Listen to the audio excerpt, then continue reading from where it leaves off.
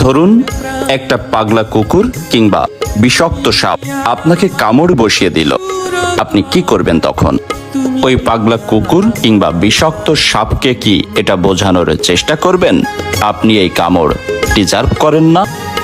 কিংবা আপনি কি ওই পাগলা কুকুর কিংবা বিষাক্ত সাপকে উল্টো একটা কামড় বসিয়ে দিবেন?